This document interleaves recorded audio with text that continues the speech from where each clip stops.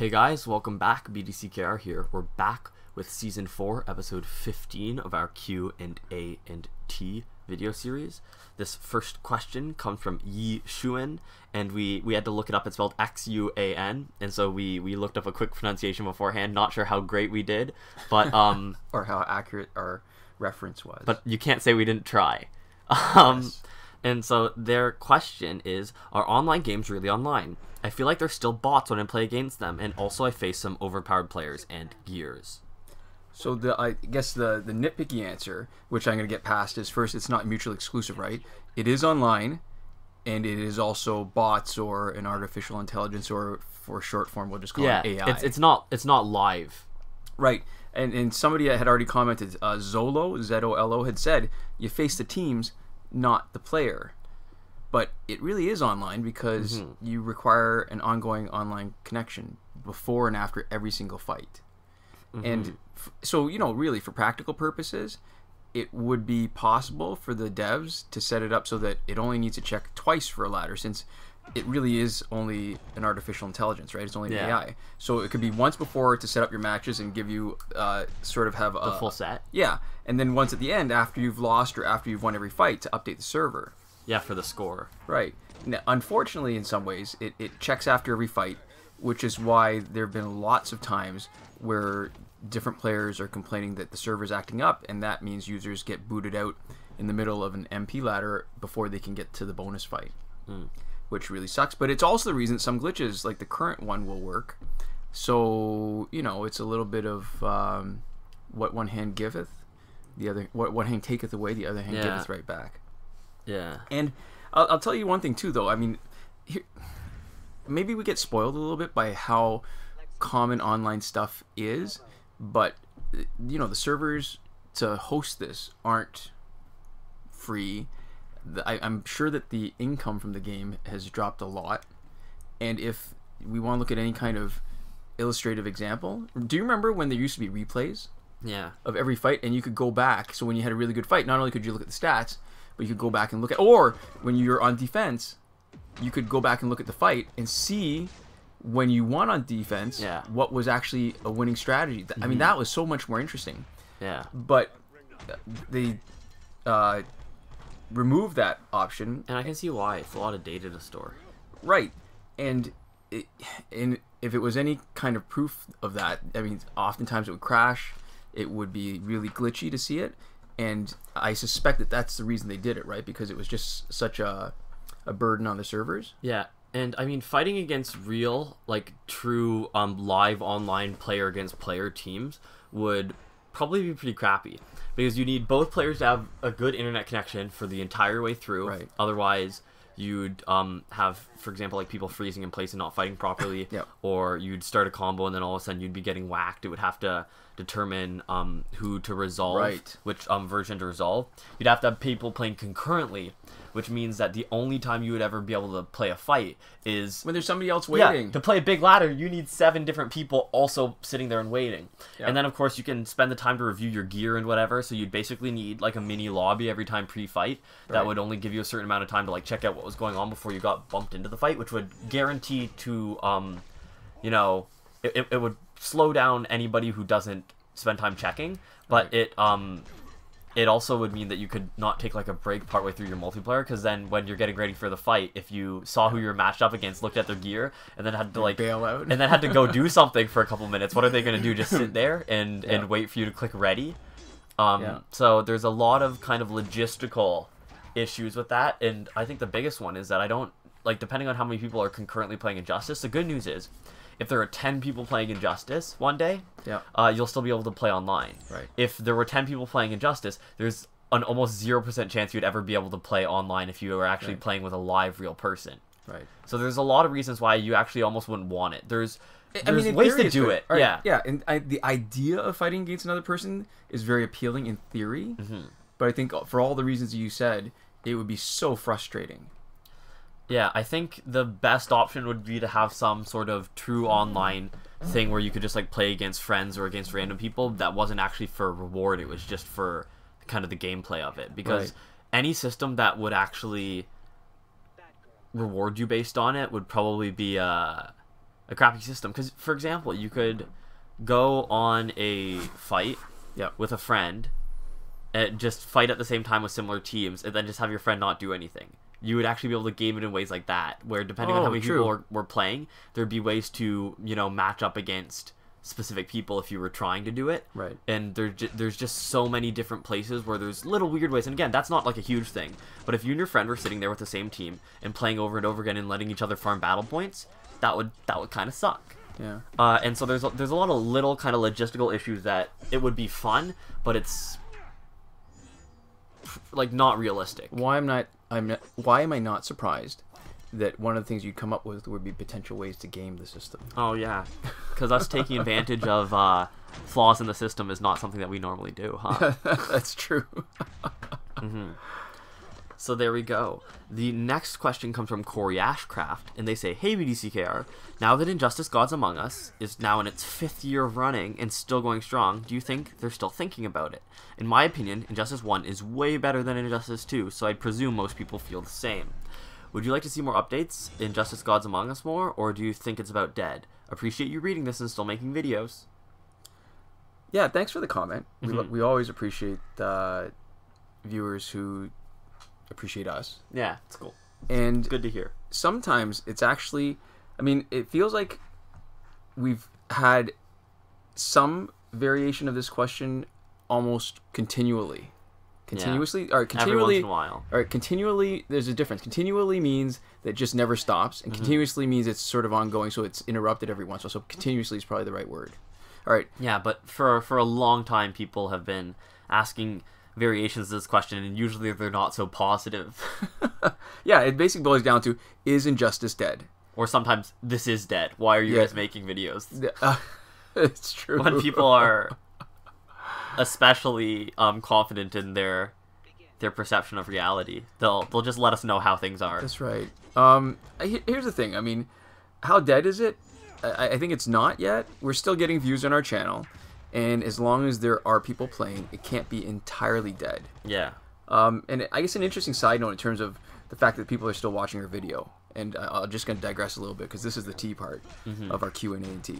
So each time we post a video, there are a handful, maybe 2 or 3, that will dislike the video literally within minutes of posting it. And sometimes it's barely enough time to watch the video, and a lot of times it's not enough time. Yeah. So, and it's hard to know exactly what's happening, but because of what we see, I'm going to hazard a few guesses, right? So there's someone who subscribed, which is why they're able to get to our video so quickly, right? Yeah. And it's someone who doesn't like us specifically, which is why they don't wait until they've seen the video before they dislike it, right? It's like a hate subscribe. You know, like I don't know. It's like a rage subscribe. I don't know what it is, but I mean, part of me always wonders who we've pissed off enough. Like somebody clearly cares about Injustice enough. Like so, there's or they dislike us specifically enough. Yeah, but they can't dislike us without liking Injustice. I don't know that there's any appeal. Maybe they hate Injustice and they think we're stupid for making videos on it. Like the people are like, this game is dead. I mean, so they not only do they have to be pissed off enough, but they have to have a short enough subscription list that amongst all their notifications, they still see ours, but they're willing to keep us in that short list so that they can dislike our videos immediately after we post them. You know, it might too be when you turn on the bell icon, you get notifications. Yeah. When you're subscribed. So it's possible that this is a person who's specifically getting notifications. So our video comes up, their phone buzzes, they're like, a new video to dislike. Yeah, but doesn't perfect. Can you sort of sort out and only have notifications for certain channels? And not others? You turn bell icon on for whichever ones you want. Oh, I didn't know that. Yeah, so I think that would be funny. There's a chance actually that there's a person who doesn't realize that and thinks that we just they just keep getting notified of our videos and like, I don't want to see these anymore. So they figure if they dislike it, it'll go away or something. The algorithm giveth, the algorithm taketh away. I guess so. I had not thought that. I didn't realize that. But I mean, seriously, people have to go looking for our videos to find them, right? There's nothing clickbaity about our titles, and definitely not in our thumbnails. I mean, ours are the most utilitarian thumbnails I can think of. It's sort of our aesthetic now, right? Yeah.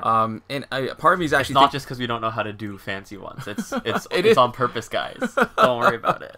I mean, part of me is toying with the idea of just using the character card pictures like that we did in our finishing Survivor video instead of patching together the character model pictures. Yeah. Because it would be so much easier. But after a few years of doing this, I think people would get confused and maybe think, oh, is this like a new channel or something? So I don't think, I mean, getting back to the actual question, I don't think Injustice is entirely dead. The problem always is I want to be optimistic, but I'm always afraid of being wrong. Yeah. Not afraid, but I like to avoid being wrong. Same way I like to avoid losing when we play MP Online. Yeah. And every time up until now, when people have said Injustice is dead, it hasn't been.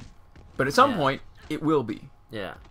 And I wonder if clearly the number of people playing are down, but it's still such a good game. I'm not worried about the updates. They're averaging about every month and a half, or sorry, 2 months and a half in terms since the last since 2.0 landed. Mm-hmm. So we're still within the right time frame. I think we've said this before that they're putting out less content for each one. So I do feel it's like nearing the end of its life cycle if it's not there. But I've been surprised so many times before that I'm still hopeful. For sure. I think, can you still rank if you don't play in a season? Like, does it still put you into the pool of online players?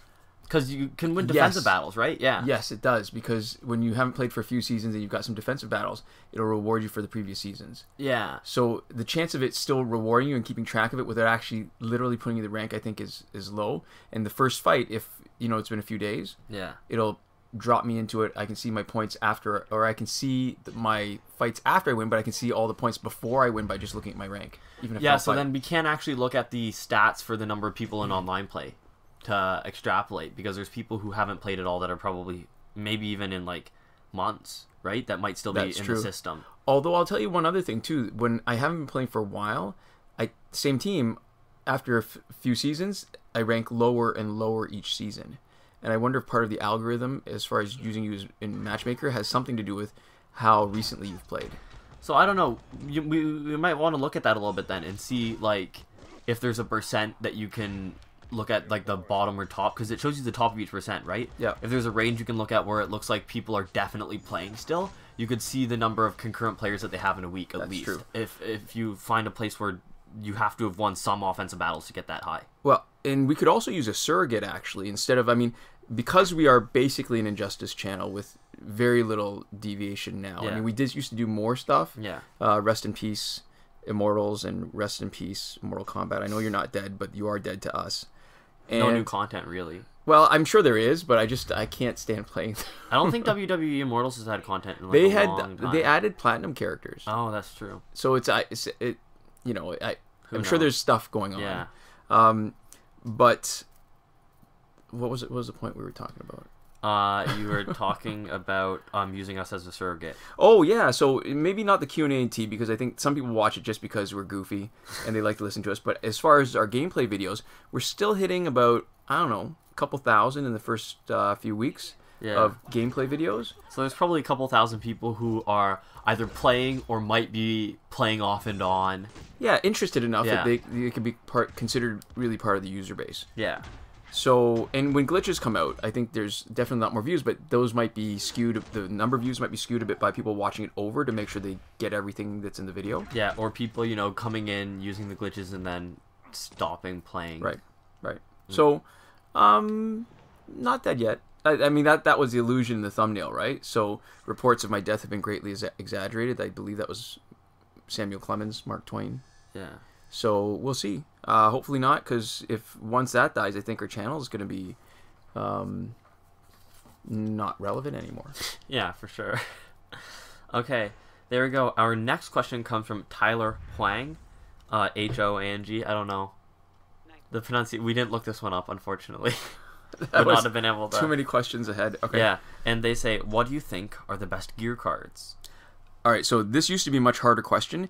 It used to be that you could have some gear card combinations that were deadly on specific characters, so it became an issue of, it's like picking the most valuable player at the end of the baseball season. It depends on what criteria you use. But now with the power creeping cards, like the power creeping characters, I think I can say with confidence that the overpowered super, I still want to call it the overpowered pill. Yeah. The Astro Harness and the Tantu Totem are the 3 best gear cards now. Yeah, with the Master's Death card probably being very close, right? So the overpowered super is for basic damage dealers. The Astro Harness is for tanks. And the Tantu Totem, and like you said, the Master's Death card to a lesser extent because it's affected by power gen. Yeah. For the specialist. So, and to me, the Tantu Totem, just having been introduced, it's almost, it's not just that it's one of the best gear cards, it's almost necessary, the same way that I'm going to go out on a limb here and say that the Astro Harness is necessary, because if you're facing a bunch of instant specials dropping when you're fighting the higher stat levels, if you don't have the Astro Harness, I think you can be pretty screwed. Yeah, and I think also with the Tantu Totem, if you don't have the instant specials, you're giving up so much of your damage output. Yeah. That any kind of team that benefits from taking longer fights, and I think all of the teams do because they're just generating more power. Yeah. Then you're screwed that way too. Mm-hmm. So they are, in my mind, unequivocally best. And for sure, you're going to have other gear combinations like the Cloak of Destiny plus the League of Assassin's Knives on either Batgirl or Luchador Bane that are going to be devastating, but they're very situational. Yeah, those are contextually, in certain circumstances, they can be the best. These are always good on pretty much every character. And on if you have a team, if you have a good team composition, you're almost always going to be able to use all of these gears. Right. On somebody. Yeah, I mean, these are archetypes, and they're for the team, and they probably are for a reason because it makes so much sense to fight that way. Yeah. And yeah, I mean, you can do it without. You don't always have to have every role, but you sort of have to have a strategy to make up for the lack of one of them. Yeah. Okay, and there we go. Our last question comes from Kanchan Kaul, and they say, I'm really grateful for all these glitches that you guys provide us with. I just farm challenges simply by finishing the first fight of the challenge at any difficulty and then doing the skip battle glitch, previously shown to farm credits and EXP on Bonus Battle 6 by you guys. The glitch where you need to have less credits than the highest booster pack, which also skips the battle. And then they say, thanks for all the help, and I have a question. That is, farming at Bonus Battle 6 faster than doing the challenge, even after Elite 10, for any challenge card for credits with the skip battle glitch. Yeah, and it's funny because the glitches actually changed the calculus of this, right? Yeah. So the answer is it sort of depends. If you need the challenge character card and you're going to spend money to promote it, and you're using the glitch to skip fights, then the challenge is probably the best for farming credits. Not necessarily credits, but the value of credits, right? Because you're not getting credits, but you're getting the character, and instead of spending 450,000 credits to promote it, you're just finishing the challenge. And then you can also still sell the character too. So it's definitely better until you've got the max number of copies you need for the character, and then after that, if you're selling the character, it's probably still the most efficient. It's still the same though. Challenge has always been awful for getting experience. Yeah. So if you're looking for experience and credits, all right. So if you're just fighting it through, Bonus Battle 6 is still the best up to level 43. Credits stay the same, but experience drops significantly after level 43. But what's interesting, if you're using the glitch to skip fights, Bonus Battle 7 or Bonus Battle 8 might actually be better because there's more fights in the ladder. So the idea of the glitch is you fight once and you just keep skipping glitches, but it stops as soon as you hit the top of the ladder. Bonus Battle 6 has, 5 fights? Bonus Battle 7, Bonus Battle 8 have more. They give you less credits, I think, per fight, but you're also getting through more of them with the same number of energy recharges, and you're not having to fight another one. Yeah. So it depends on how fast you can actually finish the fight in Bonus Battle 7, Bonus Battle 8. Yeah, because the first fights in the challenge tend to be pretty easy and quick. Yeah. And so I guess the next part then is if you're looking for XP, then the equation sort of balances more towards the higher bonus levels because you'll get more XP because you're facing... There isn't the same drop-off because you get higher as you get to higher levels. Yeah, so I guess the long answer is that we don't know exactly. Or the shorter answer is that we don't know exactly, but the longer answer is farm all of the challenge reset, sell your stuff, and figure out what your credit total is different. Yep. And then figure out how long that took you, and then do the same thing for the highest bonus battle level that you can beat with a set of characters really quick. Figure out how long that takes you, and extrapolate up to how many credits you would get for. See, here's the thing: we could probably do it for ourselves, but it's still affected by how fast you finish the first battle. How fast you finish the first battle, and how quickly you do the glitch, and how long your load times are, which are going to vary by device. Because our device still takes a while to load, but I've heard reports from people who are playing on, you know, like new devices, yeah, good ones, devices. Actually, yeah, good that are phones. faster. I mean, listen, Moto G 3rd Gen, I actually love the phone for the price, and that's what we're playing on now. But it's a couple generations ago, right? Yeah, and it's not like incredibly powerful even as a phone. So the answer is it depends, but you could probably. I mean, you're not going to be wasting time. For the longest time when we were fighting, we were using Bonus Battle 6. Yeah, I mean, you could figure it out. It would take some math and some effort, for sure. So I just want to point out that last fight took a little bit longer because it was green, Red Sun, Green Lantern. And one of the advantages of the way Deathstroke is geared out now, so despite not being able to crit, and despite not being able to stun, the damage from a Special 2 with the Ibis stick is pretty substantial. So when you're facing a Red Sun team with Red Sun Green Lantern, what you want to do is either have a lot of splash damage, which we don't have, or do a lot of damage over time, and that can overcome the fact that you're losing out on your crit. Yeah, this is ridiculous with the Tantu Totem. Oh, that was our last question, by the way. I think, right? Yeah. The Tantu Totem is it is the perfect counter to Astro Harness as long as you can time it right. So when the Pirate Crew comes in, we actually have enough time to do something else right after we finish our special. Yeah. Part of me is a little bit nostalgic for our old school team. Remember the BDCKR special of Elseworld Flash and Containment Doomsday? Yeah. Raging Green Lantern? You know what I'm a little nostalgic for? I like new gears when they're really good, and I enjoy starting to use them. What I don't like is that when they're good enough to be almost mandatory. Yeah. I don't like that it means that you have less variety in the gear that you pick or the gear that you face. That's an excellent point, right? Because the more sort of repetitive the teams get, which include the gear, then it's less enjoyable. I think that's also less enjoyable to make teams because it's always like instead of picking 3 gears per person, you're picking 2 gears per person. So we're not really picking 9 gears anymore. We're basically picking 6 for almost every team. That's true. Yeah, and you can always make a team that doesn't have to have them all, but you almost have to drop your stats somehow. You can't. Or if you're willing to lose, that's really sort of the underlying assumption is that you're not looking to lose. Yeah, that you don't want to lose any more fights than you need to. Right. Ideally, because we try to pick teams that the worst case scenario is that it'd be close, but if we don't make mistakes. Oh, and I guess if you're watching this video along that line, our recent video of Elite 8, you can compare it to what we're seeing now, which is the Elite 5 Flashpoint team. Yeah. And we are seeing, not only is it just as fast, the fights, not only are we getting just as many battle points, but we're seeing way more variety in the teams. Yeah. Which does make it a little bit of fun. Yeah, we've got a silver that we're fighting against here, which is cool. Yeah. You would not see that with Elite 8. That's true. Yeah. Even if it's if it's an Elite 10, whatever, fully maxed out, you still would not see Yeah, I miss the. Yeah, I do miss our original team, and I wonder if it's still viable. I do want to come back to it and play it again because I suspect that at the levels that we have, as long as we don't augment. Let me try that again. As long as we don't augment the health and the damage, that it's still going to be a pretty viable team, but maybe with minor adjustments, because I hate giving up the Tantu Totem and not having a specialist like on that Elseworld Flash team. Yeah. Is your insurance paid up? I never realized she said that. Because I always play it on mute. Except when we're doing these videos. Yeah. All right. That was it.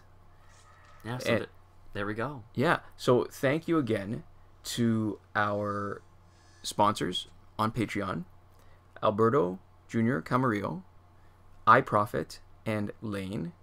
And, of course, who normally doesn't get credited because it's a tier that he doesn't have it, so he's not on the card, but he's in our hearts. Laszlo. Well, I mean, when you say normally doesn't get credited, he gets credited a decent amount. I feel like when we mention it every time, we almost do too much effort into talking about Laszlo. That's true. But thank you guys so much for watching. If you like what we do, the link to our Patreon is in the bottom right corner towards the end of the video. Yeah, or patreon.com/bdckr. But anyways, thank you guys so much for watching. We'll see you next time. Komoda.